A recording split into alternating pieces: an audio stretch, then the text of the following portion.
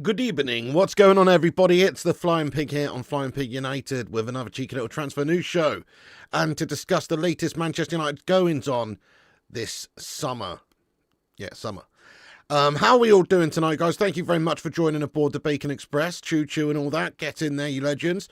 Do us a favour at the start of this stream, smash the like on it. Give us a massive thumbs up. Also, give us a subscribe if you're new. Get yourself involved in the chat, of course, if you're in here to chat. And also, if you're watching on catch up later, get yourself in down below in the not live comment section and have your say and keep the debate going. But big ups to the live chat legends. Of course, we will have a Q&A at the end of the stream. But for now, drop the thumbs up. Also, give us a repost on X there if you fancy. If you want to share the show around and help us out, you can repost us on X. We'll give you all a shout out a bit later on in the show. But welcome in everybody in the chat here. Avenger, William, Carlos, Fairbricks, CJF Lad, Half Gazzo, Elliot Manduna, Jamie Riley, St. Michael Saint, Francois, Atmilius, MUFC Brummy Reds, CJ's Bullies, Thornster, Jamie Riley, get in there, Stephen Shipman, St. Michael Saint, Squid, Matthew Smith, thank you so much for gifting out a membership there, you legend. Let's go. Hashtag Glazers out, by the way. Yes, lad. Thank you so much, Matty Smith, lad. Appreciate that. That's gone to Baal. Baal's got that one. You're a legend, lad. Thank you so much, mate. Also welcome in Jacko, Steve Barrero, Rajat, Chris Byrne, Jamie Riley, Sean Falvey, Brandon, TCG Hub, and all the rest of the legends in here. Hope you're well. We've got a bit to get into. Obviously, we haven't signed anyone else just yet, but we're making some progress on some deals. We're going to discuss it this evening. Obviously, could even be some news during the show. Last night we were live, obviously, on here, and it was breaking news that we had submitted an official bid for Bryan Mbeumo, which seems was rejected today. Obviously, £45 million up front with 10 million in add-ons. Rejected. Well, there's nothing unusual about this. Obviously, Manchester United will have a negotiation with Brentford here. We'll be doing that now. We'll be doing that today, tomorrow. Try and get this done and agreed. And also, there are reports coming out that, United are readying a new bid, which, of course, we are. We're not just going to take that rejection and stop there, I don't think. It's how the process works. Brentford are going to say, we want 70 million, which is what they have done, which is obviously preposterous. We'll probably meet somewhere a lot closer to the 60. So, this is all part of the process, guys. Hold your horses, keep your hair on. These deals are progressing, but Manchester United obviously just don't want to get bent over too much. We have to pay a lot for these players, of course. They're very good players. These Premier League sides don't want them to go. They're very good players for these Premier League sides, and if we're going to take them, well, yes, they have to be compensated. The thing is, we've kind of already set out our stall this summer for what we are going to pay for those types of players. It seems we're going for all the same types of players in that sense, as in, this guy's going to be around about 60 million quid. He's in his mid-20s. I think Cunha's, 26? This guy is 25, Bryan Mbeumo. We're also going for Gyokeres. He's like 26, and he's going to cost a similar amount, maybe a little bit more, if we can get him, that is. So, we're going for those sorts of signings that are ready to go on to big things. These are smart acquisitions. They're smart pickups, really, if you look at what we could be going out there and getting. We could certainly be going to get a few mercenaries. We could get Osimhen on crazy cash. Nobody wants that because we don't want players who are just coming here for cash. And then obviously you could go and get young players, like we've tried that a little bit there, and that's great for the future, but it's not exactly what's needed right now. What you need right now is that Premier League proven experience, and also just some quality in there, and at the right sort of age. So if you're picking up players who are 25, 26, obviously, for the next 5 seasons, you're going to have them during the peak of their footballing prowess, both. You know what I'm saying? You're going to have them in the peak of that. So that's what it's all about, really. Getting these talents in here at this time makes a lot of sense for United. Amorim is known to want several players this summer. Obviously, it's been no surprise that he wants Mbeumo, because obviously we've been going in for him. And Gyokeres is, of course, high up on the list as well. And I will be absolutely frothing if we can manage to get Gyokeres in as well as those guys. Let's have a little cheeky look at the updates here. But big ups, Canute, lad. How you doing? Yeah, it's Gyokeres for me. Let's ask the live chat, guys. Gyokeres or Osimhen? There can be only one. Who is it? By the way, 200 legends in here. Smash the like button. Let's get to 100 thumbs ups. Oh, yes. So there's a report going around here from Marco Alcaraz. Take it with a pinch of salt. Obviously, we're waiting for some of the big boys to jump on it. No disrespect to Marco here. But we're waiting for some of the big boys, like David Ornstein, these sorts of guys to actually basically state that this deal or this offer has actually been submitted. But at this moment in time, it's reported that we're expecting to be readying a new bid. So there you go. There's a new bid incoming for Bryan Mbeumo. It's no surprise, is it? Man United preparing to submit a second offer to Brentford for Bryan Mbeumo, with the total package value just under £65 million, including add-ons. The club are confident that this bid will be sufficient, and Mbeumo is actively pushing the move to Old Trafford. So actively pushing to go. It's obviously known that he wants to join us. Brentford just trying to cash in as much as they can. Fair play to them. I think it's going to be £60 million all told. I will bet my bottom dollar on it. It's going to be 60 million, but it might be 65. 65 would make sense, but again, it's probably going to be closer to the 62.5. That's my feelings. They'll say, give us the same deal that Wolves got for Cunha. Same sort of deal, same sort of player, same sort of age, same sort of status, same sort of goal involvements, etc. Give us what you gave Wolves, or, no dice. And I think we'll end up probably paying around about that. Yeah, so 60 million, 62.5 million, could be 65 million if Brentford really do well in the negotiations there. But it's not crazy. It's getting on for a little bit crazy money. It is, but it's not crazy. I would feel a lot better with 55 million. Let's just say that. But I don't think we have too much to worry about with this player. He's a very hard-working player. Covers a lot of ground, covers a lot of distance, works supremely hard. Great record, of course, in terms of the goals and assists in the Premier League for Brentford last season. And Brentford are, they're just a mid-table side as well. They're a small club, so bodes well. Man United need players who can step up and go on and do good things. Obviously, he's a big fish in a small pond there. Now he's going to be a big fish in I was going to say an ocean, but right now, probably just a mill pond. But something a little bit bigger, to be fair, because we are struggling right now, aren't we? But hopefully he can come in, Cunha can come in, Gyokeres can come in, a new keeper can come in, and it will totally transform Manchester United from being this bang average team of melts to a team with deadly goals and assassins up the top there. That's what we need. We need some players who have got the ability to score goals and create goals and are dangerous. And I think if you look at the way that those guys go about it, Cunha and also Bryan Mbeumo in the Premier League, shows you they've got a bit of bottle for it. And Gyokeres just seems like an absolute goal-scoring phenom. So if we can get him in there up top, banging him in, I'm pretty sure we'll do very well next season. Very well. Okay, early doors, who knows? But I think we'll surprise a few people if we can get those three in. Let's also have a look at what Simon Stone said. Simon Stone, good, reliable source over at the BBC. Is he still there? Don't know. But he says that United are confident they can complete a deal to sign Bryan Mbeumo. I'm confident, guys. Let's ask the chat for a cheeky little confidence percentage. Have your say in the live chat. Where you at, guys? How confident are you that this deal will be getting done?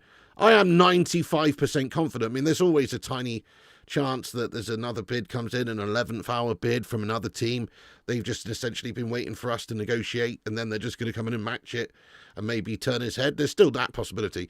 But he's already said that he wants to join Manchester United. It's already known that he wants to join Manchester United. So I'm pretty sure it's basically there, isn't it, with Mbeumo? Yeah. Just have to agree that fee with Brentford, and it should be all good. Yeah, 72%, that's very precise. 100%, 90%. Yeah, I agree with you, Chrissy J. Yeah, they're playing that one. I know, that's actually mad, isn't it? What, they think you're paying that for Wirtz? I know he's good, lad. But, come on, that's crazy cash, isn't it, for Wirtz right now, lad? Goodness me. I hope Wirtz squirts all over the Premier League and shouts it. But he probably won't because he's a good player, obviously. 100%, says Matty Smith. 70%, 40%, 85%, 80%, 65%. Still a few little skeptical hippos in the live chat, definitely here. 83.4, 98%. 69, dude. Squid says 90, 80. Everybody's pretty confident, though. I like it. Yeah, great buy, says Ashley. 98%. Where's the money coming from? Well, you kind of forget that Manchester United is a phenom of football. We can generate huge cash. We do generate huge cash in terms of commercial revenue and all that sort of stuff. The global fan base, all that kind of thing, adds to our coffers. Also, every team does get given like 100 million quid at the start of a new season, obviously for like the Premier League TV rights deals and all that malarkey, so you've got that to use. But then again, Manchester United also have the fact that we've got players to go. So yes, fair enough. I think we can sign these two players regardless of what we do in the transfer window with outgoings. Surely Cunha and Mbeumo, they're going to get bought regardless. That might just be our total budget if we don't sell a single another player. But that will be our budget as things are right now, without having to sell anyone, I'd imagine. That's reasonable. But for Manchester United to do what we need to do this season, we're going to need a lot more than just two players. We're going to have to spend a lot more than just, like you say, the 125 million or whatever it is to get both these guys in. You're talking about a lot more money than that. In order to get new signings other than those guys, yes, Manchester United will surely have to sell players in order to generate cash to buy these other players. So I'm not worried about Mbeumo, and I'm not worried about Cunha. Cunha's already officially done. And Mbeumo's in the process of being done, new bid expected to go in. I'm sure we've got the money for it, right? It's Manchester United. We can spend 120 million in a window still. But the other signings are going to have to be financed realistically because we missed out on the Champions League, etc. We're going to have to be financed solely by player sales. That's no surprise either. It's expected that'll be the case. So Rashford going out, Sancho going out, Anthony Dos Santos going out, Højlund going out, Onana going out, Doris the tea lady going out. You know, we've got to get rid of a good few players there, and that could generate in excess of £150 million to be able to then sign a Gyokeres and maybe a goalkeeper as a bare minimum. I think that's the bare minimum we need. By the way, thank you so much there to Kieran for gifting out a member to the Bacon Brigade. You're a legend there, Kieran. He's gifted out one membership to the channel. It's gone to Craig GC. Welcome in, Craig. Nice one. Thank you, Kieran. You're a legend. Get some love in for Kieran, chat. Nice one. Yeah, I might do actually half Gazelle. I'd actually missed the game tonight, though. What's happened? What was the score between Spain and France? Hang on a second. Let me go and have a look. I didn't watch the game, so I missed. Oh, shit! Mate, what the fuck? That would have been a sick watch-along to do, mate. 5-4 it's finished to Spain. That's mental, mate. Damn it. Oh, I should have done a watch-along for that, shouldn't I? Blatantly. That would have been a banging game to watch. I missed the game, guys. Just sounds like I missed an absolute stormer of a game. Anyway, mate, that's crazy. Yamal doing bits, was he? Nations League final watch-along. I'll do the final. I'll definitely do the final. Thank you, Half Gazzo. Much appreciated for that, my son. Thanks for the super chat. Also, thank you, Gabriel A, for hitting the subscribe button during the show. If you're new like Gabriel, give us a big subscribe. You know it makes sense. And we've just smashed 100 likes as well. Thanks, everyone.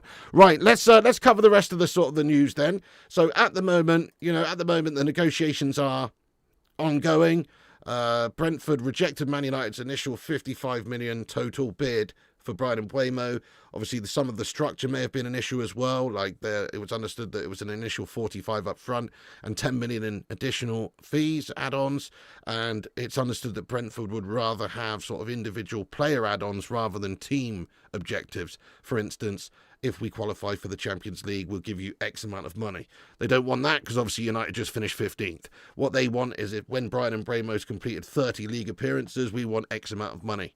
So there's going to have to be some things worked out there. It's not just necessarily the overall total amount. It's also these add-ons as well that are going to have to satisfy Brentford. So that's something that's going to be being worked on. They've obviously said they want 70. They're not going to get 70 for him. They'll get 60 to 65. 60 to 65. How much do you think it takes? But for me, it's 60 to 65. I think 62.5 or 60 is the most likely. It'll be very similar to the Matheus Cunha deal because you just got to use that as a measuring stick, really. So positive stuff there, really, guys. I'm liking what I'm seeing about this. I have to say, it's looking like United are not fanning around like a bunch of fannies, namby-pamby, hoity-toity melters this summer. We're actually doing business early so that as soon as we can get these players in, with the transfer window's open, we got them. They're in here. They're ready for the tour. They're ready to start being Manchester United players. They're prepared for the season. Now, that is seriously important. So very good moves that we're making. We want to obviously get this done and dusted very soon, and I'm pretty sure it's going to be. Like we've said, it's expected that this deal will probably be done in the next 24 to 36 hours. Very, very expected that that's going to happen because, of course, Mbeumo wants to come to United. We're just trying to flash out the deal. We actually went in with a very, very good initial offer. Big respect, actually, on this particular window so far, anyway, to how we're going about it. Because sometimes we go in, we low ball, they high ball, then we have to middle ball, then there's another middle ball. That's not even an expression. But you know what I'm saying? Like, obviously, we have to have these negotiations usually, and they can be quite drawn out. This time around, I think we've gone in very, very well with both of these sorts of deals. The Cunha deal was done and agreed very early. And this situation, that's a very strong, healthy offer going in there for Bryan Mbeumo for 45 million up front and 10 million add-ons. Nothing wrong with that as an initial offer. It's very tempting, I'm sure, for Brentford, and they're just looking to get a little bit more. So it is a strong offer from Manchester United initially. Therefore, I don't think they get too much more out of us, but maybe, just maybe, another 5 or 10 million quid. Who is going to want Sancho? Can't see any team wanting him. Matthew Farrell, lad. A team on loan will, if they only have to pay maybe maximum half of his wages. That's about it. A Dortmund, who we know he done one at Dortmund before. Maybe they would have him back. I don't know. Some sort of team like that. But let's face it, nobody's going to want to pay him the wages he's on. Apart from maybe a Saudi team, actually, Matty Farrell, lad. That's also possible, I guess, because they're crazy over there. They'll just pay average players big money. St. Michael Saint says Cherki has similar attributes to Zidane.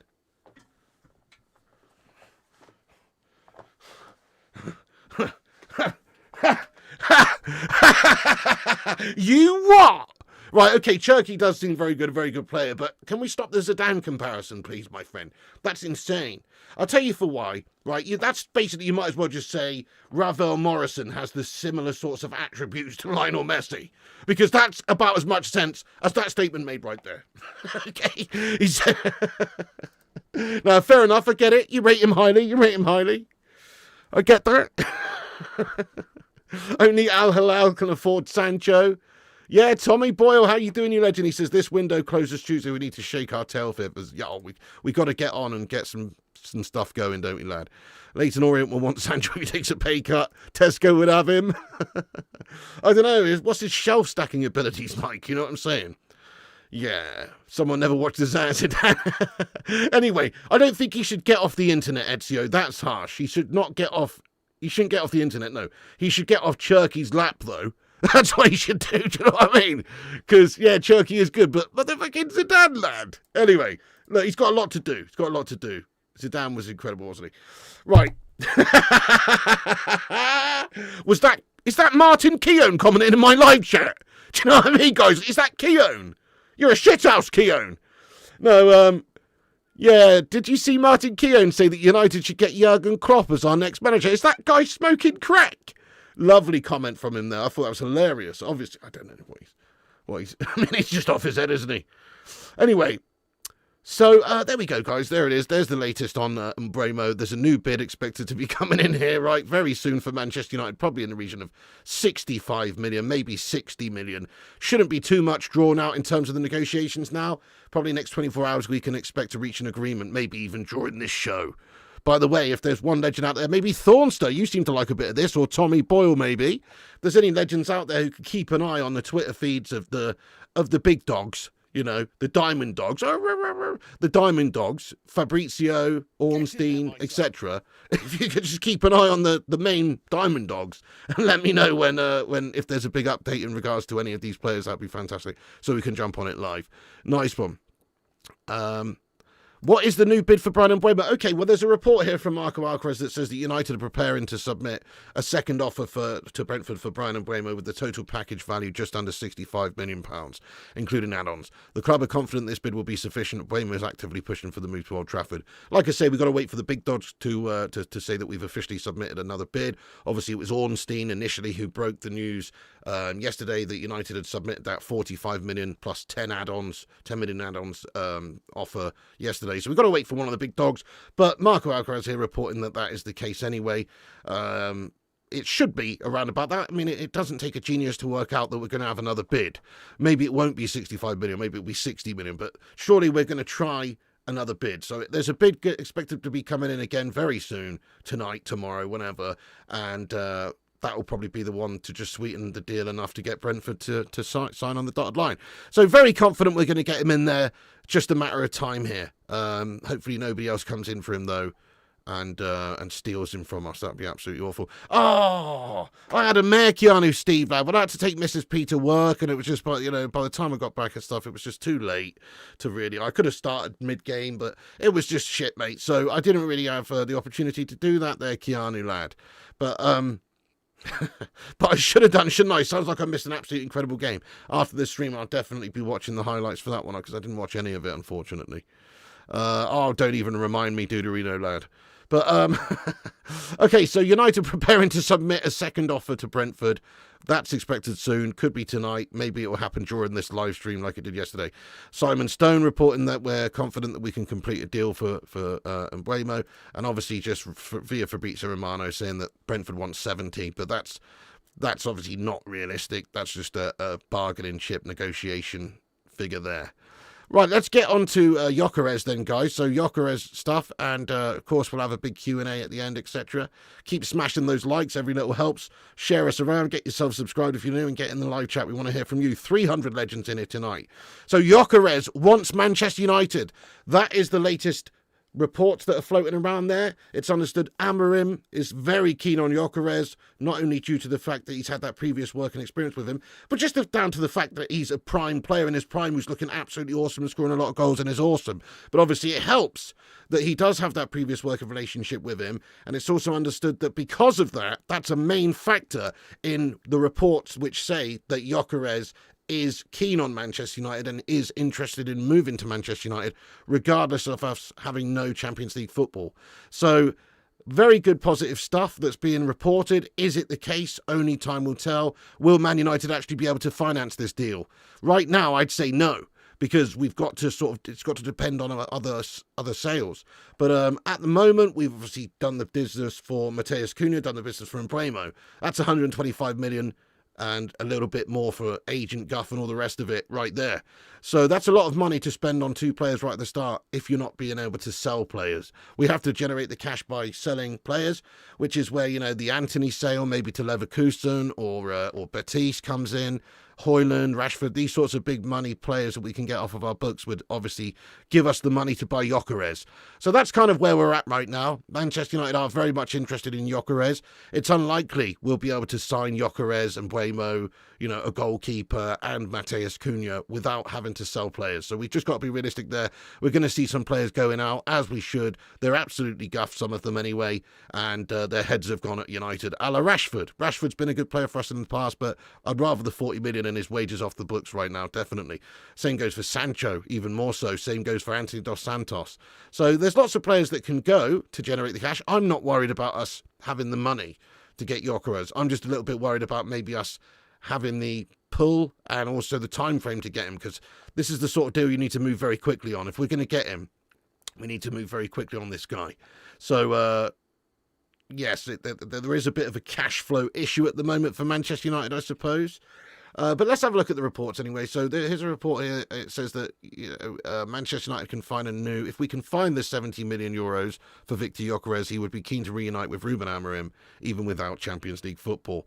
And another report here just says that Viktor Gyokeres would like to join Manchester United, even without Champions League football. Amorim is in contact with the player, and his price tag will be around 70 million. And then here's just another report via Ben Jacobs here that says that Ruben Amorim is still in contact with Viktor Gyokeres, who would be open to joining him, even without the Champions League. So that's what's being reported. Obviously, nobody really knows unless it's like a Being John Malkovich situation where somebody's actually living inside Victor's head. Nobody actually knows. But at the moment, reports are positive that he would be keen on joining Manchester United, and he would be keen on reuniting with Ruben Amorim. Reunited, and it feels so good. It could be like a reunited situation if we can get these set of players together. Gyokeres and Mbeumo, Cunha, goalie, get them together. We could be reunited, because we do need to be reunited, if that makes any sense. It doesn't. But anyway, we do need to be reunited. So Amorim still in contact with Viktor Gyokeres. Let's hope he's FaceTimed him around the pool and given him his best Timo Schafter agent spiel and tried to convince him to come. And let's face it, huge money at Manchester United. Huge potential for the football club. Still, yes, we are not the most attractive opposition. We've got shite owners. The stadium's stuck in 1992. The facilities aren't the best due to that reason as well. Like, the overall facilities not state-of-the-art anymore. There's been some recent improvements, but it's not really spectacular in that sense. The weather's a bit shite. It's not all positive, but there is obviously a potential for Manchester United to go on and do great things if we can get a good set of players together and if you can believe and trust the process of what Ruben Amorim is trying to do and if he does well. So, yeah, there's still an exciting chance for somebody who wants to take that opportunity. Basically, Gyokeres knows if he was to come into Manchester United, he would be the main guy up there, wouldn't he? He would be the one, the man, the number 9. He would be the goal scorer. So he's going to get all of the service, all of the game time, all the opportunities for a big club. And United is the kind of club, and I don't care what anyone says here, United's the kind of club that if we bought well this summer, we could be challenging for those top European spaces again next season. We could be. Because we've got a lot of what you need to be able to do that. We just don't have a great squad. And arguably, obviously, the manager is a question mark at the moment still, but he still needs the tools to actually prove that he can do the job first. Basically, what we're trying to get him to do is build the pyramids, but only with wooden sticks, which is pretty difficult, really. Actually, maybe I think that's pretty much what they did. I don't know. Maybe that's a bad analogy. But it's difficult, isn't it, to do what he needed to do with the players that he was left by that melter Erik ten Hag. Kate Cadet, how you doing, my son? He says, Cunha, Gyokeres and Mbeumo and Bruno, that's some attacking threat, but I do worry about us with Onana in goal. Right, well, I think the key takeaway here is that, look, I will lop off my left nut if Andre Onana is still in between the sticks for the start of the new season. I'll lop it off and I'll mail it to you, Kate Cadet, okay? Seriously. Because it's not going to happen, mate. We would be the most craziest, foolish club in the world. Amorim would seriously have been having a crack smoking session with Martin Keown if he was to just stick with Andre Onana. Bigger priority than pretty much anyone is a goalkeeper. So I'm sorry, I'm lopping it off, mate, if that happens. I don't want to, but I'm so confident that that's not going to happen. Because it would be crazy, wouldn't it? Imagine trying to actually play another season with Andre in between the sticks. You're just asking for flubber-handed disasters and errors. So, yeah, I can't fathom that, mate. Thank you, Stu West, for giving us a subscribe, mate. Thank you so much for hitting the subscribe button there. Nice one. Yes, hit the subscribe if you're new. Get yourself involved and have your say. Relegated. I see what you did there, Tony, mate. Yeah. Nice one. Yeah. Which out of our clubs has actually been relegated in the last 10 years? Huh? Tony? 86? What? What's that, mate? Yeah, that's right. You. Rejuvenated, says Palmer. Love that. That's it. The rejuvenation needs to take place at United. That's true. I'm not televising that madhouse. That'll get me chucked off that. Don't clip that. Don't bet that. Well, it's not like the bet police are going to come round and enforce it, are they, mate? Do you know what I mean? It's not like that scene in Fight Club with the elastic band. No, mate. Don't worry about it, lad. It'll be fine. Anyway, so let's continue. Amorim in contact with Gyokeres. We've said that's surely what's going to be going on behind the scenes. He knows him. He has that personal contact with him. Surely there'll be a conversation to be had on the telephone if it's not already taken place, which I'm sure it has, just to gauge the interest of Gyokeres. Because obviously, I'm pretty sure we would have almost guaranteed to have signed this guy if we'd have won the Europa League and got the Champions League football, had the extra money and that European pull. That's the reason why Chelsea signed that Liam Delap melter in the end. I'm not bothered about losing Liam Delap, but I'm just saying that's the reason they got him, because they had the Champions League football. They finished 4th and they won a Gash Cup. So fair play, but Man United's state of affairs means that we're less attractive. Gyokeres, though, has that link with Amorim, so I'm feeling quite confident that we'll be able to entice him. It might take a lot of money in terms of the overall amount, because we're talking about 70 million here. Plus, in terms of the salary, you are going to have to pay him a lot. But again, I don't think Manchester United should be looking at just absolutely splashing the cash and destroying our wage structure. Let's have a real wage structure in it. Bruno's the best player in the squad. Should he have the highest wage? Yeah, basically. Get rid of Rashford, get rid of Sancho, get rid of a lot of the melts that don't justify their wages, and let's start getting a pecking order and an actual salary structure that makes sense. So Gyokeres, let's ask the live chat, how much do you think Gyokeres should be paid at Manchester United? Bear in mind, he's basically one of the hottest properties in Europe right now. He's in his prime. I think 250 grand a week, 250k a week for Gyokeres in terms of wages. It doesn't really affect me. It doesn't bother me, but I'm just saying, 250k a week. You can't be throwing out 300 grand, 350. That sends the wrong message. Is he only coming for the money? We don't want to put ourselves in that position, do we? What we need is players who want to be here, and they're going to get paid well, and they get paid a lot more than what they're going to get now. But it shouldn't just be come in just for the money, We don't want to be paying another player like we're paying Casemiro or we're paying Sancho or we're paying Bruno or Rashford, these guys. It's just crazy, crazy wages going out the club every single month. So got to get that sorted out, got to get an actual pecking order and a structure. There's no problem with a player being on 80,000 a week and somebody being on 300,000 a week if their place is justified in the squad. If they're a big player for the team, if they're one of the best players and they're earning it.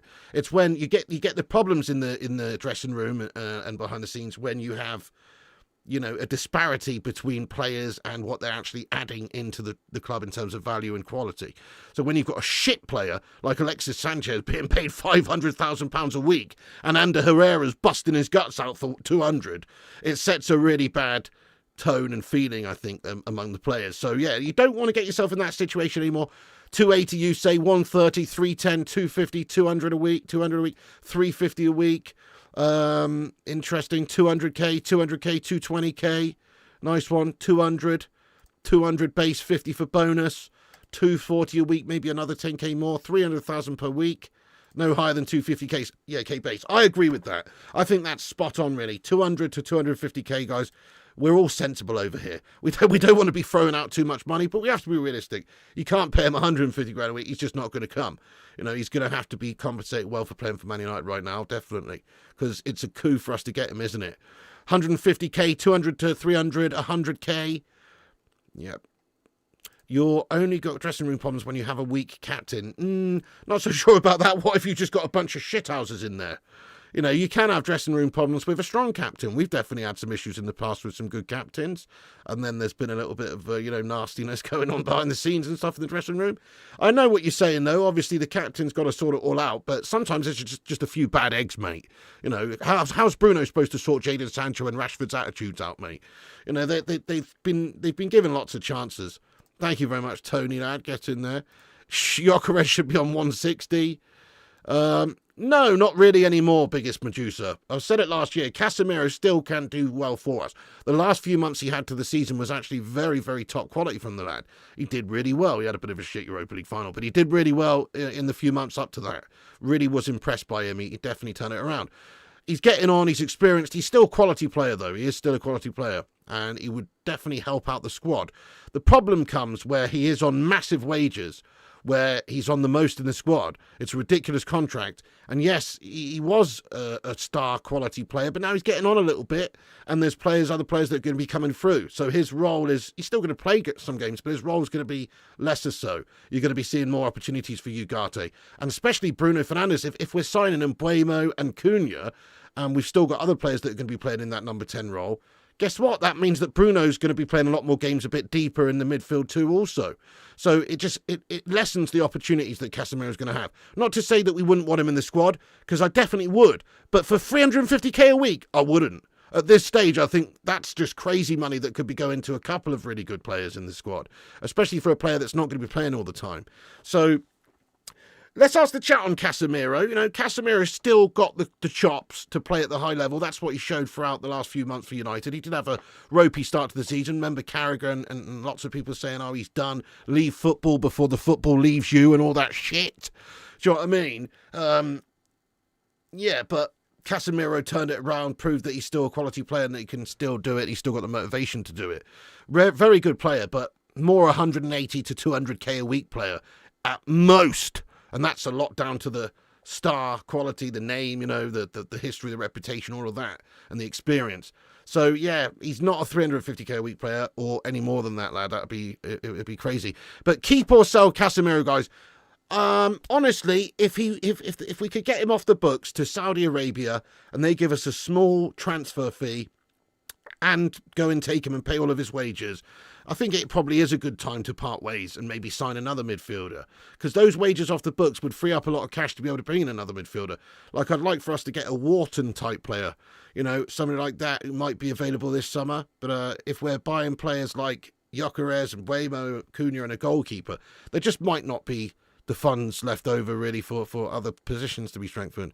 Get in there, K Slater. How you doing? 215k. bonus for individual performances, but we have to create a wage scale. Yeah, I totally agree with that, my friend. Well said. I totally agree with that, lad. Absolutely, Case Slater. That's it. You've got to have a sensible wage structure and a wage scale, pecking order, so make it make sense. Make it make sense. It shouldn't be a case of Casemiro at his age potentially playing a bit part this season on huge money, the most in the squad, just like it shouldn't have been for Alexis Sanchez. So yeah, Casemiro's done for. He disappeared in the final. I mean, he did. A lot of players didn't really turn up at that final. Bruno was pretty gash in that final. He can't run 350 kp. Yeah, no, it's pretty crazy. I think Mainu stays, Lewis. I think there'll be lots of opportunities for him this season, lad. We've talked about the midfield. We've got 5 real, maybe 6 players that can play there properly in the midfield, sort of double pivot, if you like, there in Amorim's system.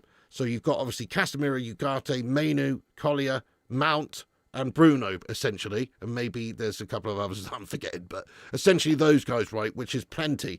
So we could actually get rid of someone, but out of all of those, Mainu is definitely one of the ones I would keep. There's no way I'd be selling him. It would be see you later on Cassie to Saudi, or even maybe, if you're talking about other players going, Mason Mount. If you could sell Mason Mount to someone, see you later on, Mason. His opportunity is going to be limited. Mason Mount is probably looking at the couple of signings that have just come in and thinking, shite, my chances are going to be even more limited now. He's an injury-prone melt, so he's not played that much this season, but his chances are limited because there's players that were ahead of him. Amorim selected him in the Europa League final. That was mental. But other than that, he wasn't really involved too heavily, was he? So for him, he's looking at Mbeumo, looking at Cunha, going, how's he going to get into that position in the team? It's more likely he'll be used maybe sometimes coming on late in games, a bit deeper in the midfield too there to try and control games and run around and pressure people and stuff. That makes sense. But will he want to do that? Will he want to play a bit part backup role? Because surely he's well behind a good few people in that pivot role. And then he's also way behind a couple of people in that cam role as well, in that 10 role. So, yeah, I don't really see how Mason Mount's going to really stay. I don't see how he would want to stay. If he wants to stay, I guess he's just going to play a bit part role. But what a crap signing that was, £60 million, and he's on a couple 100,000 a week. We're paying that guy huge money to just, be a 6th choice player now or something. Mate, that was a disaster. If we can sell Mount, I'll be buzzing my tits off. It doesn't matter about how much you can get back for him. Just get him gone. We paid 60 for him, but I'd quite happily take 30. Yeah, exactly.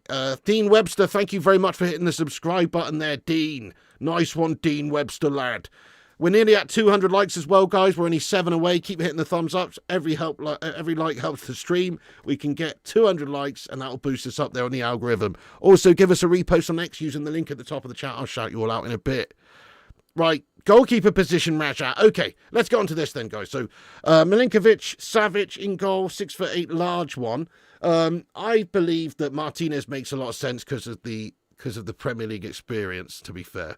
So that's who I'm leaning to. Plus, reports are coming out that obviously he's available for somewhere in the region of 25 to 30 million. I mean, there are even reports here tonight that say that United have made contact with Aston Villa over signing goalkeeper Emi Martinez. But this is from the Mail, which basically means you might as well get your transfer news from the back of your Andrex toilet roll. But no, seriously though, it is expected that at some point we will make contact with Aston Villa for the potential signing of Emiliano Martinez, which would be a big step up from Andre Onana. Get Andre Onana out, get him in. That's going to solve a lot of the problems. Like Kate Cadet said earlier, no point getting all those forwards in who can score goals if you're going to concede still the same amount at the back. We've got to improve all areas of the team. So the goalkeeper being one of the most important, that's definitely something we have to address. Good evening there, Casey. What's going on, Kazzy lad? Get in there, Simon Warner. I hope you're good as well, boss. Yes, thank you for joining us. Martinez in, Onana out. Arsenal want Kepa. Yeah, I saw that. I mean, it's not a lot of money they have to pay for a backup, but I mean, I wouldn't want Kepa. I think we need a lot better than that ourselves, personally. He's all right, but get me that shithouse Emmy. Exactly. We need a good shithouse. Goalkeeper-wise, Martinez or Ramsdale for me. I don't know if anyone would agree about Ramsdale, but I think he's a good goalkeeper. I mean, he's a good goalkeeper. He is good. He kind of reminds me of a shit Joe Hart. Joe Hart was very good back in the day, to be fair, but he's kind of like a shit version of him. He's good, but what I prefer is, I do prefer the sort of way Martinez goes about it. Like we say, he's got a bit of attitude. He does command the team, and he's great claiming balls in and all that sort of stuff. The thing is with Ramsdale, he is better than Andre Onana, But, that's not exactly that hard, is it, to be fair? You could actually get Neville Southall in between the sticks now, at his age, with a tranquilizer dart in his left thigh, and he'd still be better than Andre Onana. So, yes, Ramsdale's better than Onana, but not hugely better. I want somebody who's a lot better. I want somebody who's absolutely awesome. Yes, I know. Oh, David De Gea would have been such a great signing, mate. We actually had him. Damn you, Ten Hag. Seriously, damn you all the way to Leverkusen, lad, for stitching us up there with that whole De Gea situation. He would have been a brilliant player to have in our squad right now. Oh, shit, Sully Griffin, mate. No worries, lad. Well, please do next time, lad, and I'll get in there, lad. I'll get in there next time. Thank you so much, though, for letting me know, lad. Yeah, send me the link anyway, and I'll make sure I subscribe and, give you a click of the bell or whatever it is over there. Get in there, Sully. Get rid of Onana ASAP. Yeah, absolutely. Kepa's a number 2. I wouldn't mind. Well, there you go. Fair enough. Kepa's a number 2, but certainly I wouldn't have him, as the answer, though. You like Pickford? Yeah, Pickford's cool, mate. If he was playing for Tyrannosaurus FC, he'd be good. But he has the reach of a T-Rex, doesn't he? So that's the issue there. No, he's a good keeper, mate. But again, I think we need something a little bit better. But you're on the right lines, Premier League experience. And also, the character is important. We need players who've got a bit of character. That's why I do like Emi Martinez. He's got a bit of bottle about him. Same goes for Pickford. Pickford's definitely got a bit of bottle about him as well. O'Shea looked more convincing in goal. Unai Simon, says Darius Punter. Yeah, fair play. I mean, there's a lot, take your pick, really. There's a lot that's going around. People talking about Ter Stegen maybe not signing a new deal. People talking about, who else? Obviously, Donnarumma is about to sign a new deal with PSG, isn't he? Or at least he's in negotiations. But there is an opportunity for someone to get him at the moment if they're prepared to break the bank. I mean, if I was United, that's the player you break the bank for. That is the Buffon of his generation. But he's not going to come to us right now. But if we did have Champions League football, if we were winners of the Premier League, that's the guy to go and get, isn't it? Ten Hag set the club back 5 years. I agree, lad. I agree. So he's reportedly interested in bringing in maybe Anthony. Let's get onto the Anthony news.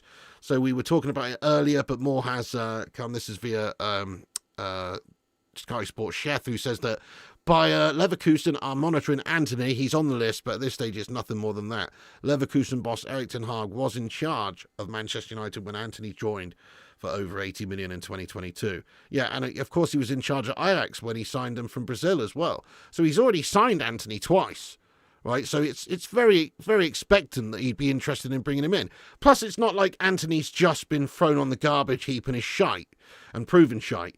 He actually has gone away to Betis and played well and done well. So there's reports that his agents are going to be going over and speaking to Betis this week anyway in Seville. And it's also understood that Bayer Leverkusen will be very interested in bringing in Anthony as well. So come on, please, at least give us some cash back there, you absolute Dutch Kojak Melter. It would be lovely to get Anthony off our books and get some money back in there. So that's a little report this evening from Sky Sports Chef there, who just reports, yes, that Leverkusen are interested and he's on Ten Hag's list. Let's hope that that's the case. Absolutely. Just like Gyokeres is on Amorim's list, and just like Mbeumo is on Amorim's list. Obviously, these deals need to get done up very soon as well. Right, I'm just going to have a quick check and have a look at any of the latest updates here real quick, just see if there's any big news that's coming live during this show. Once again, if any of you legends see anything big, properly big, then let us know and we will have a look at it. But yeah, only from the legit top sources pretty much. Nice one. Yeah, it doesn't look like there's any new information from anyone there really about the Mbeumo deal so far, so still nothing in terms of an official second bid yet, just expected that we are going in to drop in another cheeky little bid. Also, let's have a look at Fab's latest post, just see if he's posted anything. No, just about Cherky. Ryan Cherky has an agreement with Man City on personal terms. That's all it is in regards to that. And obviously the news about Arsenal are informed on the 5-minute release clause for Kepa as an option for David Raya's backup. So yeah, those are the only sort of stories tonight. Nothing in regards to Mbeumo, but could be coming very, very soon. By the way, great stream tonight, guys. We've got 346 legends in here. We're going to be on here every night doing this around about 10 p.m-ish all summer long. So get involved, because we're going to be running down all of the transfer news, covering all the breaking news as well. So make sure you hit that subscribe button and click the bell icon, and follow us on Twitter as well in order to keep up to date with what's going on. Nice one. But yeah, let's get into the live chat now. We're going to have a big Q&A. Get your thoughts and opinions in there. Thanks for everyone listening to us waffle on for 45 minutes there, pretty much. That's the latest updates. New Mbeumo bid expected very soon. Could be in the region of 60 to 65 million. And also, Gyokeres wants Manchester United, as per various reports. A lot down to the fact that Ruben Amorim is the coach. Great times, great stuff. Right, let's get stuck into the live chat then. Before I do, I'm just going to shout out the legends that have reposted us over there on X. Thank you so much to the legends that have shared us around and help us spread the word of the show. We've had 10 reposts. Thank you, Ashley Vote, you legend. Big up, lad. Appreciate you, my son. Also, let's have a look at John Boy Cat, Ashley Vote, Andy Davidge, Larry Hasser, MUFC Brummy Reds, Kieran, Ben Thornton, Brandon Morton, Vincent Bullock, and Francois Cock. Thank you so much, you legends, for sharing us around. Links at the top of the chat there. Nice one. Right, let's get stuck into the chat. Have your say, guys. Get your thoughts and opinions in here about anything you want. United Football says, hello, mate. I really think Gyokeres can be a difference maker from week one, as he's already played a lot under Amorim. Even though many people are criticising him, I still think he's the right guy. I do too. You know, there is a sense of get somebody proven in the Premier League going around at the moment, isn't there? Chelsea decided to do that. And it does make sense in a lot of ways, but end of the day, if you're a quality baller, you can do it in the Premier League. And Gyokeres certainly looks like that. He's got an incredible record over there for Sporting this season. We're talking about 60-odd goals in all competitions, whatever it was. That's just like elite level stuff. So if you want to get the next Robert Lewandowski, you've got to take a punt sometimes. Sometimes you think you're getting that sort of player and they don't turn out to be. But Gyokeres is further ahead. He's 26, you know, he's developed. He's not some 20-year-old kid that we're putting faith and hope in, really. He's a much more measured signing, I think. So yes, it's a lot of money. Yes, we're talking about, you know, him having to come in and fill that role of a goal scorer for us. It's going to be hard for anyone to do that right now because we've been struggling. But if you've got Cunha and Mbeumo, you know, Bruno Fernandes, all these guys behind you creating opportunities for you, you know, surely he'll be absolutely frothing at the chops in order to get up top there and get on the end of some of those balls. So, yeah, I think Gyokeres would be interested personally. And like you say, difference maker. He could fire 20-plus goals this season in the Premier League. That's the sort of player we'd be hoping. I would be definitely hoping he'd get 20-plus goals in the Premier League. I think I said 23 goals is what I'd expect him to get in his first season for Man United when we're still trying to transition from being a shit team to a good team. He has the potential, though, to get, you know, 30 goals one day if he was in a team that was really, really performing well and challenging for things and up there smashing teams. He could do that in the Premier League. But let's just ask the chat then, how many goals does Gyokeres get if we sign him in the first season in the Premier League? I say 23. I'm sticking with it. I think that's reasonable. You know, it's a lot more than any of our players got up top there this season. Of course, there's still going to be goals scored by other players, like Cunha's going to get a lot of goals you'd expect, and Mbeumo's going to get a lot of goals, but then those two also do create chances for their teammates and their striker. That's the difference here, really. They're not just goal scorers, they're also really creative and they do get assists, so they should be creating a lot of chances there for Gyokeres as well as finishing them off. Cunha and Gyokeres, what a pairing, goals will come. Cunha's not that good. I think Cunha's pretty class, mate. I was very impressed by him this season. You know, I haven't watched a lot of Wolves, but I watched the match of the day, and pretty much every week he's banging some worldie in, lad. You know, he's had a great season. He scored a lot of goals and a lot of big goals as well. Eric Cartman. You will respect my authority. You want some chili-pith. Man, give me some goddamn chili-pith. Calm yourself down, Eric Cartman, lad. We don't want to know about that. 35-2, says Eric Cartman. 30-27. 15. 25-3. 28. 30 goals. Fair enough. That's pretty ambitious, but I like it. No injuries, 20 plus, 20 and 13 assists. That would be a raw first season, to be fair to them. That would be decent. Going down now, mate. 32, 23. I mean, 32 is pretty hopeful. 30, but you never know, really, guys. You never really know. And if Man United change the way we do things fundamentally with a new Amorim system that actually works, and also good players in the team that fit in the system, i.e. Cunha and Mbeumo and Gyokeres, then then there's no reason why we can't do something pretty special this season, is there? If United get Gyokeres, it's a whole different game because he can certainly push United forward as long as you don't have Onana. That's it, lad. Yeah, true. Flubberhand must go. That's it. No second chances for him, unfortunately, or third chances really. This is his second season. Crazy that we still got him, isn't it? But yes, he's been proven to be rubbish now. Same as Højlund. You've just got to have a clear out. Behind the scenes, I'm sure Manchester United are working on Andre Onana out the door because, again, you've got to sign somebody else. Talks of Emilio Martinez, you've got to finance that somehow. There's no point having two number ones. Obviously Onana is not going to be the number one for us going forward because he's rubbish. He's surely not going to want to play second fiddle, though. He is good enough to go and play for Inter in the Champions League final last season, or the season before he came, I mean. So he is a good goalkeeper. He's not going to hang about and play number two, I don't think. So Man United need to move him on, need to get him sold. I think Serie A makes a lot of sense, or maybe Saudi. See you later on Andre. Also, it's reported, of course, that Rasmus Højlund, just to go up the other end of the pitch to somebody else that's equally as gash, he is wanted, of course, by Inter Milan and maybe some other teams in Italy as well. So very likely, I think, that those guys are going to go. More so Rasmus than Onana, because Onana is slightly less wanted. Marky Harris, what's going on? He says, Amorim system, out of ideas, out of his depth, and out before Christmas. Well, that's a pretty miserable outlook, but you might be right, mate. You might be right. But I'm trying to remain optimistic, lad. I still feel like he's not really had much of a chance.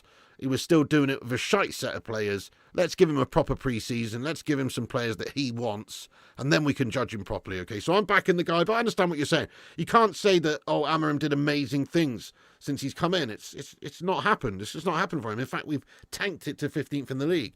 You can't say anything other than that he had a charter of a season, but it's not down to him, I don't think.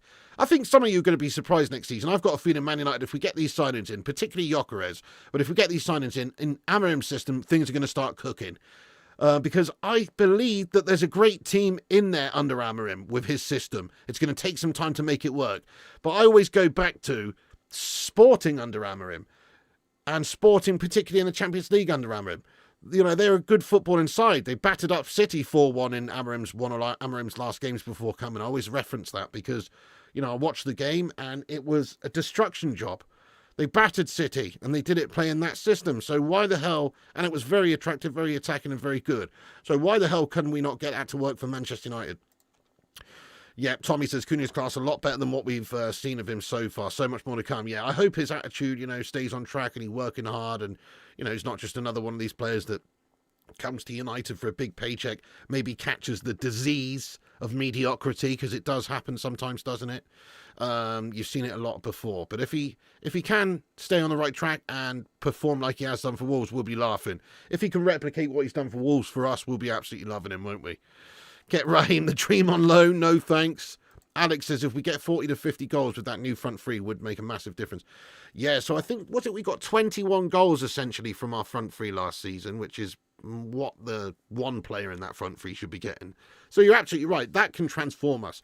And if you actually stop the goals being leaked at the back so much by getting a goalkeeper in, then that could really, really help us as well. Another thing we have to think about is maybe the centre-back as well. In an ideal world, we actually bring in another centre-back. So we've got Aiden Heaven, a great youngster. We've got Yoro. We've got Martinez. We've got De Ligt. We've got Slabby. We've got Luke Shaw. Maybe one or two others as well. But a lot of injury-prone players. I do worry about that. And we're playing a system with basically three of them. Okay, Mazraoui can play there some games as well. That's definitely happened. But it maybe makes sense to bring in another youngster because we do have quite a few sort of injury-prone players there who are a little bit frustrating and not always fit and available. So I'm a bit concerned about that. Hang on a sec, guys. Let me just get this tissue on the go here. By the way, I'm drinking a Monster Energy Ultra tonight. I've never actually had one of these guys until now. I always hear people just banging on about them. I don't know what the fuss is about. I mean, it's quite nice, I guess. It's all right. Can we keep Bayender as second keeper? Yeah, we should do, mate. That's it. I don't think there's anything wrong with having Bayender as the second choice keeper. He's a good second choice keeper. So, yeah, get rid of Andre Onana. Keep Bayender. That's absolutely a spot-on idea there, my friend. I like it. Do you think Amorim is the Portuguese Sean Dyche? Not at all, mate. Not at all, lad. Absolutely not, no. The Portuguese Roberto Martinez, maybe. But no, not Sean Dyche. I think he's better than that, personally. I think he'll show a different style this season for United. Oh, trash, says Ryan. Yeah, you said it. Yeah, Evans is going, Simon. That's already announced that. Evans going. He's definitely gone. As is Lindelof. As is Eriksson. Those three are out the door. And, obviously time for some new signings, definitely. Yeah, Collier looks a great player. Chido Obi should be given opportunities to play second fiddle or third fiddle or whoever up the top there as striker throughout the season and get some opportunities as well. It is a bit like that, Kyle, almost like a pink lemonade or something. Bit pinky, lad. Monster Energy causes heart attacks. I'm not surprised. Evans has gone. I do have a bit of a buzz on, actually, yeah. No sleep for you tonight, says John Jones. Yep, you can smash that can up all you want without pissing off the missus. Oh, I know, Sonny. It's really not good for you, is it? Don't drink that shit. What formation and where would you start these three in starting 11? Would you change anything else? Okay, so it's not really about the formation I'd want. Personally, if it was me, I wouldn't actually play a 3-4-2-1. Personally, I wouldn't. But Amorim's system, we have to talk about Amorim's system because we know he's going to do that, right? So in terms of where these players start in an Amorim system, obviously Gyokeres at striker. The left-sided 10 would be Cunha. The right-sided 10 would be Mbeumo, which means that you kind of have to play like Ugarte and Bruno, or Ugarte and Mainoo, or Ugarte or Casemiro and Bruno, or someone, probably Bruno and Ugarte, let's say, or Bruno and Mainoo in the midfield too. Then you've got the right side which is going to be contended, the right wing-back spot, which is going to be contested at the moment by the likes of Amad Diallo, Mazraoui, Dalot. So those guys probably be playing some games there. You know, obviously Amad Diallo is not a full-on wing-back or anything, but when you need a goal, when you need to attack, when you're looking to attack, when you're going to have a lot of possession high up the pitch, he is a good player to have on in that position because he can cover up and down there. He can create a lot of chances. He's dangerous, cutting in, doing all sorts, doesn't he? Great threat. So he would be great in that role, I think, in certain games. Maybe not the games when you're going to be backs to the wall defending, but the games when you're meant to be the attacking side, getting at them and scoring lots of goals, or you need a goal off the bench. Great. Over on the left side, well, you've obviously got this new lad coming in, haven't we? We've also got, who else? We've got Luke Shaw's not really going to play there for us, not really in that role, probably. I can see him maybe used as a backup centre-back melt. But he's just really unwanted at the moment, Luke Shaw. He's not going anywhere because his contract's ridiculous. 3 years left on that. It's ridiculous. Nobody wants him. He's not going anywhere. The left side, you've also got Dorgu and Dalot, who plays there sometimes. Mazraoui can play there. So Dorgu's going to be the main guy there. It's going to be make or break this season for Dorgu. So hopefully he turns out to be the next Irwin or Evra as opposed to the next Bootner for us, which, he has got the potential to be either at the moment. So, yes, and then other than that, the centre-backs, my first choice centre-backs in the United's team with who we've currently got would definitely be De Ligt, Yoro, and probably Slabby Maguire, actually. Slabby Maguire, Yoro, and De Ligt. That's not to say Martinez is not awesome, but Martinez is just that little bit smaller. I do rate Martinez, but he's also a bit injury-prone as well. So he could definitely force his way back into that starting 11 ahead of Slabs or something. But yeah, so that's, and then goalkeeper, not Onana. That's it, just not Onana in goal, and I'm happy pretty much. Right. 3-4-3 formation, very confusing for players. If Amorim doesn't realise that soon, I can assure you he won't last till Christmas. Do you know what, Amip? I know what you're saying. It was confusing and it was difficult for these players that we had in the squad to be able to play. That's true. However, Amorim actually has players on his mind who can play in these systems. Gyokeres is obviously a player that is familiar with it. So you've got to say that he needed some players to do that. But you're not wrong. But I don't really buy this formation doesn't work thing. I don't believe in it.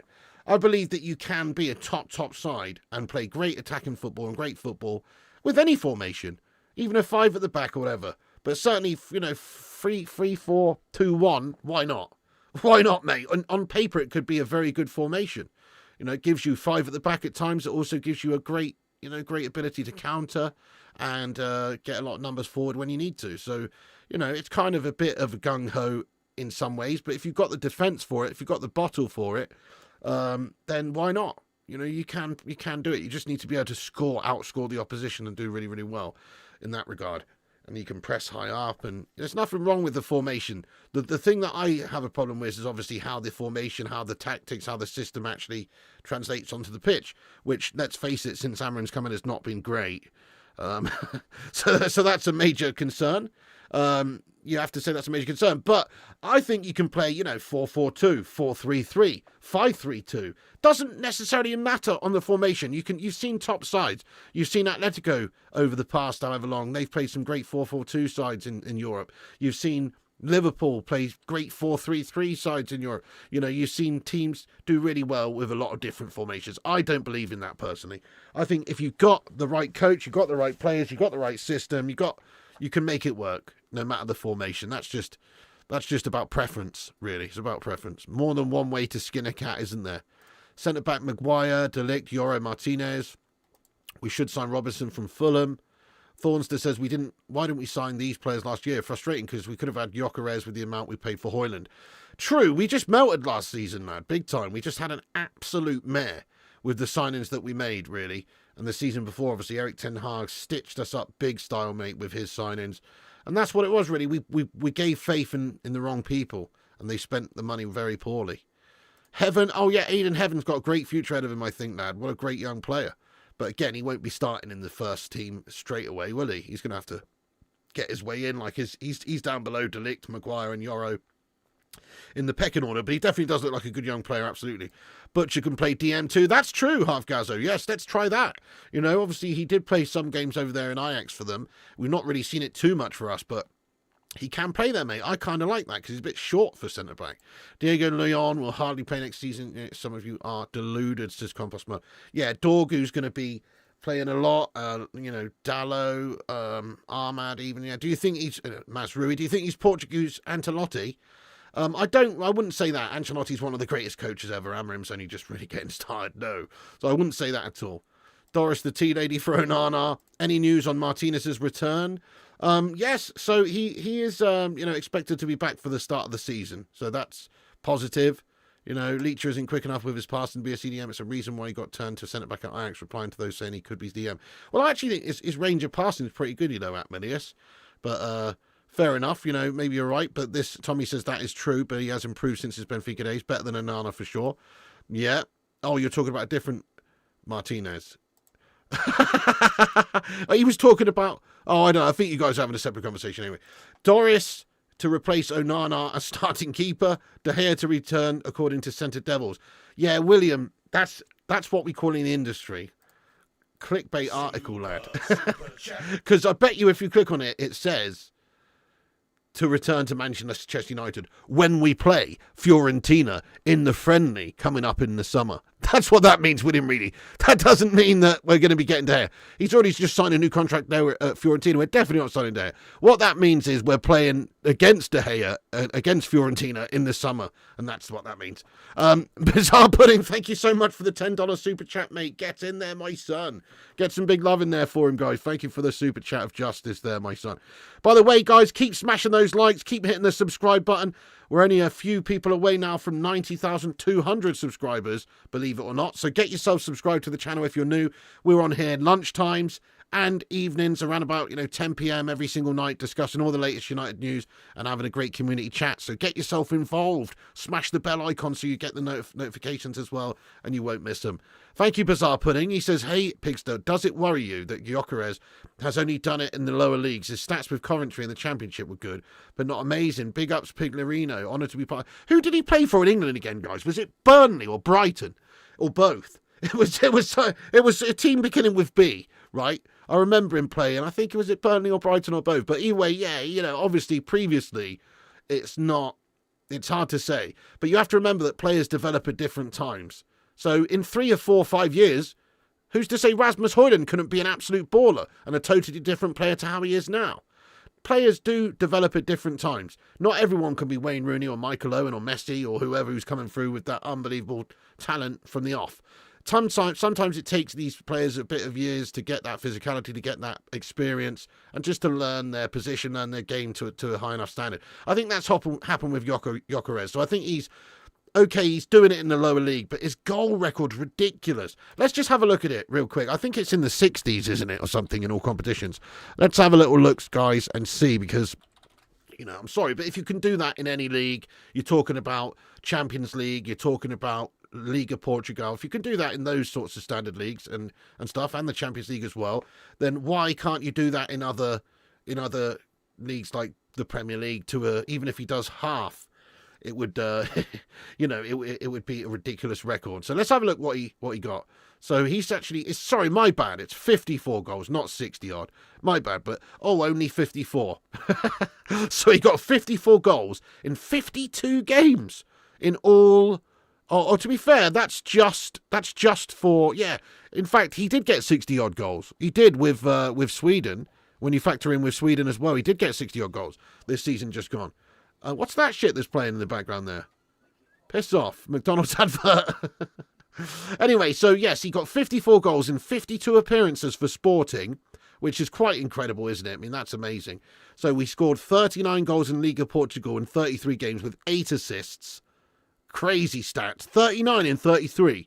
I'm sorry, but you can send whoever you want over there now, and they're going to struggle to match that. Get Kylian Mbappe playing in that league. He might be able to beat it by a couple of goals, but it's not like he's going to do way better than that, is it? 39 and 33. That's ridiculous. Plus 8 assists. Champions League, which is also a big indicator for how good these players are. He's played 8 times in the Champions League for them this season. 6 goals. So that's very, very good record as well there, isn't it? And then 5 in the Cup in Portugal in 7 games. 4 in 3 in the Allianz Cup. So you're talking about an absolute baller here, lad, playing up there, scoring goals as that striker. That's what we need. Scoring goals is what he does. And then obviously some for Sweden as well. So you've got to say, wow, his record for Sweden, 15 goals in 26 caps so far. This is going to be one of the best strikers in European football for the next 5-6 years. I think we can all safely say that that's very likely anyway. Thank you, DC Porsche, by the way. He says, congrats on 90k. Thank you so much, DC Porsche. Big ups, Bizarre Pudding, by the way. Thank you so much for the super chat there. Really appreciate that, dude. Nice one. Oh, okay. Thank you so much, Tommy. We're in talks for Milis Vila. Interesting. We're in talks for him. That sounds like a Polish unit of measurement, doesn't it? Thank you so much. Let's have a look at this, though, what Tommy sent me. So we're in talks for another goalkeeper here, are we? Interesting. So Give Me Sport. Thank you for this, Tommy. Give Me Sport reporting that we opened talks to sign this goalkeeper here, who is Roma goalkeeper Milis Vila. Well, I haven't seen a lot of him. I don't watch the much of the Serie A league. You let me know what he's like then, Mr. Tommy Boyle, seeing as you watch a lot of it, don't you? So we apparently make a significant move for him. We'll see. It's only on Give Me Sport at the moment. It does look like, he's on the short list at the moment. So, yeah, nice one for that lad. Right, let's just do a little rundown quickly of what we've discussed. Then we're going to get into the chat for a few more questions. Then we'll wrap this up. But Luke CX, thank you so much for the 1999 super chat there. Thank you, Luke. Get some love in for him. Cheers for that, you hero. He says, hi, Piggy. I imagine you work in HR at the club and the co-owner tells you to draw up a plan to sack 20% of the workforce. Then does an interview saying the club is running out of money. Then you join this stream. 200 million later, true, and plans of a 2 billion stadium as well. No, I know, Luke. Yeah, it'd be an absolute kick in the groin, wouldn't it? Especially when you field in Mason Mount in finals and having to pay Chelsea scum a few million or and all that sort of shite, and then you're just sacking off all these staff members. You're taking away money from ex-players. You're sacking off Sir Alex from his ambassadorial role, all the rest of it. And then you're talking about signing hundreds of millions of pounds worth of players on hundreds of thousands of pounds a week and building 2 billion quid stadiums, mate. I agree. It's bollocks, isn't it? It's just a disgrace, lad. How can they say that stuff with a straight face? Luke, thank you so much, mate, for that super chat. You're a legend, lad. Suzuki's the one. We was linked before he moved to Serie A. Bring him in. Yeah, Suzuki, so... I've watched a bit of Suzuki this season, actually. I'm not so sure I share that, really. I saw a couple of insane saves that were going around that he made. But let me just have a look at, there was a reason. I think he conceded a shitload of goals, mate, this season. I mean, maybe it's not his fault. But, right, so Zion Suzuki plays for Serie A Parma, right? Let's have a look at the league table there. Serie A. And... just remind myself very quickly about this Kyan Suzuki. Yeah. So Parma finished 16th and they had a really shit goal record and they conceded a lot of goals. So minus 14 goal difference, 58 conceded, 44 scored. I don't know. He sounds like the Japanese Andre Onana, mate, to me. Do you know what I'm saying? But who knows? Obviously that could not be down to him. But I respect it. I've seen some great saves from that Suzuki lad going around social media this year, though. You wish you knew what priority the hierarchy of United views a new goalkeeper. Should be numero uno in terms of importance right now, in my opinion. Well, there's another one. I haven't seen him play much. No, never stops running, got an eye for goal. Yeah, Tommy's been raving about him as well. Thinks he's going to do bits for us. Obviously, have to wait and see. Probably going to have a bit part to begin with. Cherky goal and assist were amazing. With Edison going, would you have him? I mean, I definitely would, boss. Yes, it's definitely a massive step up from what we've got. With those signings, but it's unrealistic. With those signings you want, where will United finish next year? Well, if we get all those signings, if we get a top keeper, if we get Gyokeres, if we get Mbeumo, if we get Matheus Cunha, maybe one or two others, there's no reason we can't finish top 6. That's right, I said it. With Gyokeres' goals and Mbeumo's goals and creation, and Matheus Cunha and Bruno playing deeper with his abilities, crikey, we should be able to create lots of chances and score lots more goals than we did last season. Son Heung-min available this summer. Oh, man. What was the link with I saw with Son Heung-min? Was it a Bayern or was it a Saudi club or something? But yeah, if I was Son Heung-min, I'd absolutely run. He's paid his dues for Spurs. He has become a Spurs legend. He has finally won them that major trophy. If I was Son, I'd get the fuck out of there right now. Because he's done everything that he needs to there. He loves Spurs. He's so loyal. You got to respect Son. But now is the perfect time for him to get out while he still can and have a few great years somewhere else who are not an absolute bottle job team. Thank you, Kevin Kilban. Yes, mate. United with the signings we mentioned will be 8th to 11th, you think? Going to concede goals at Parma. True, Thornster. I feel you, lad. No, I get that. But, you know, on the face of it, a little bit concerning, lad. Are we still linked with Diogo Costa? Well, we're linked. We're linked, but there's not too much going on there, lad, in terms of, you know, movements. Yeah, Diogo Costa would be a dream. Yeah, would you take Jamie Vardy for one season? I would as a third choice striker, mate. Yeah, I definitely would. 100%. As a third choice. Come in and score the odd goal for us. Play him off the bench when you need him to. Why not? Still a goal scorer. Struggle with top 6 with no Nana. True, well, he has to be addressed. You think next summer we go for Declan Rice signing midfielder for huge money like Wharton or Blaber? Sorry, what? You think next summer we go for Declan Rice? Have you been at Martin Keown's pipe again, mate? Wharton I could see happening, mate. I could see Wharton happening, but Declan Rice is going to us, mate. What are you talking about? With Emmy and Yoko, you reckon top 5 comfortably, otherwise I'd sack the manager. A fair play. Well, anything in European spaces I think would be good for our his first proper season, considering where we finish. But yeah, I feel you. But there are, 5 or 6 teams that could easily finish above us, even if we do well. Son too good for Spuds. Also need 2 players at the back there, definitely. Yeah, not at 38. Obi better experience. Yeah, well, definitely. But I'm talking about Vardy as a third choice. I'd have Obi as the second choice striker. So behind Gyokeres, we'd have Obi, and then we'd have Vardy or something like that. Or getting in a cheeky Jonathan David or something. Wharton or Baleba. Onana to Saudi or Italy. Yeah, that's right, Steve. Those are the most likely destinations for him. Other clubs moving mad on transfers.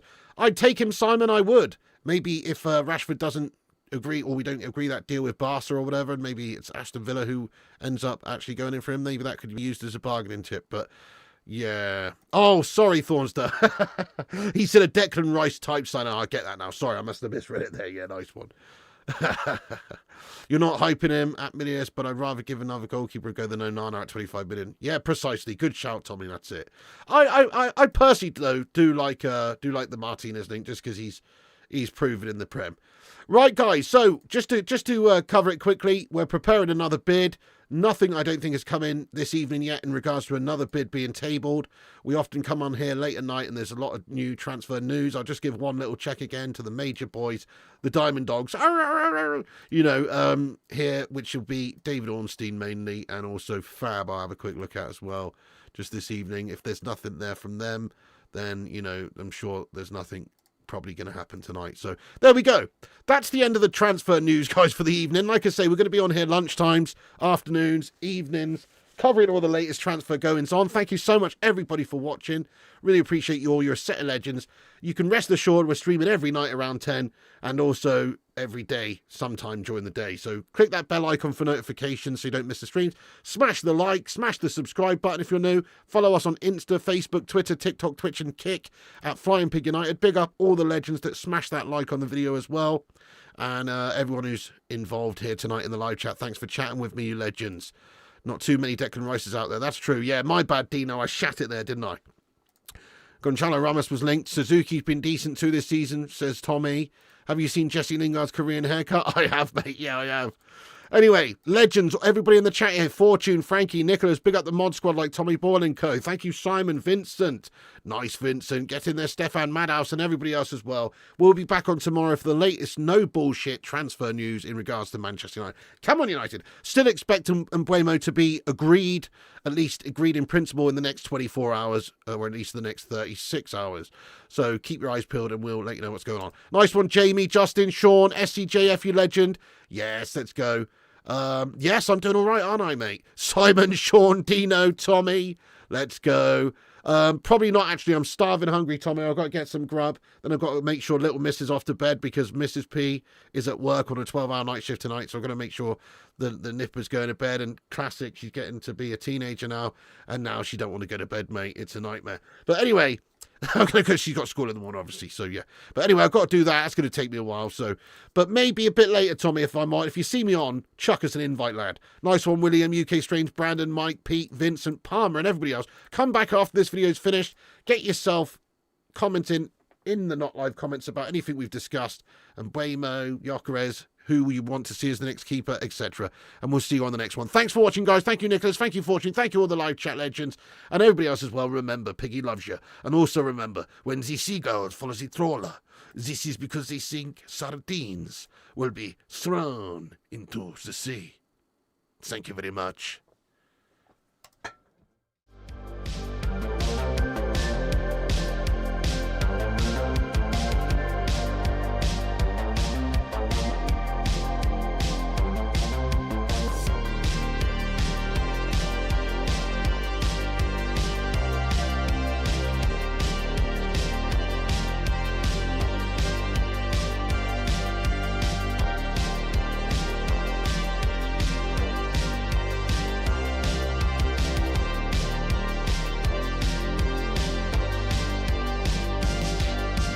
Get in there, you beauties. Thank you so much to all the patrons here for supporting the channel on patreon.com/FlyingPigUnited. As a thank you, all you legends will be appearing on this outro list. Get in there. Once again, thank you to all the YouTube members, but one of the best ways you can support the channel is on patreon.com. So check it out. Patreon.com/FlyingPigUnited. And once again, a big thank you to all the legends that do support the channel on Patreon. Get in there.